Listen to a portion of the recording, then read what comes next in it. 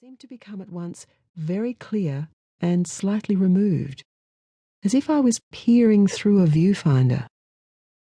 It was a glassy, sliding feeling, and it continued until the ending had been completed, and we were on our way to the new place, when suddenly all the details would be lost, and the girl's hair and the turmeric and the curtain blurred and swam into the uncertainty of the past. Men were usually involved in both the endings and the beginnings.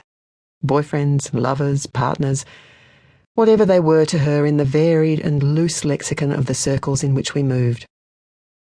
I can glimpse them still, a collage of faces, mostly bearded, mostly framed with quantities of hair. I can dredge up the sounds of their voices, some of them, or a small physical detail. A bracelet of plaited flat strands of copper on a sun-damaged, ginger-haired wrist. A combination of a long nose and bushy eyebrows that called to mind the letter T. But I have no memory of any actual breakups, of men begging or raging at having been left. I recall no messy scenes. Ishtar was so good at it, I suppose, so practiced. She simply withdrew and allowed things to collapse. This time, it would be different. And I imagine now, when that pocket opens in the hazy, shifting background and Miller first appears, first spreads and cups his hands, first unfolds the smooth carpet of his voice, that I could tell from the beginning.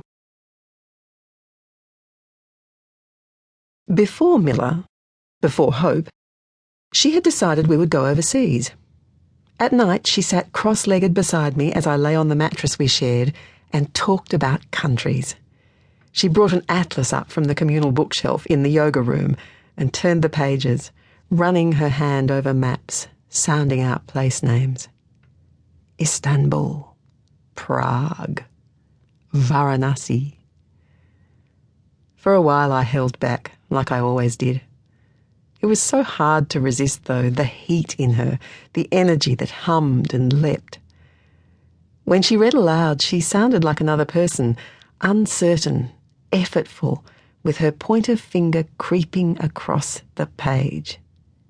She seemed nearer to me, nearer even than all the times we'd slept in the same bed, back to back. She got stuck on a word, frowned, peered, muttered. Then she threw me a grin. Her face was pink. "Gibraltar," she said, straightening her spine. Gibraltar. I pulled the covers up to my nose, my own mouth splitting in an unstoppable answering smile.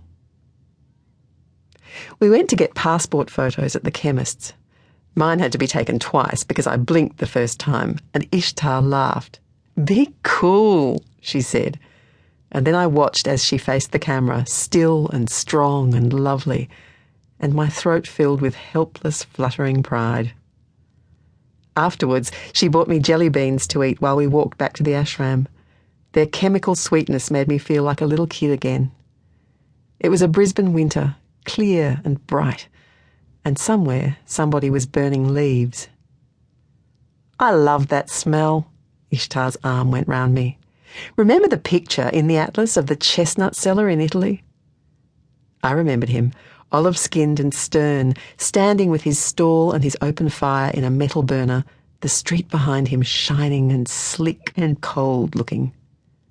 "We'll go there," said Ishtar. "We'll eat chestnuts and spaghetti." Then she let go and started walking faster, and I had to run to catch up. She kept the passports in her suitcase, inside a yellowy-orange envelope that closed by winding a string around a little paper button. Then Miller came, and the plans were changed.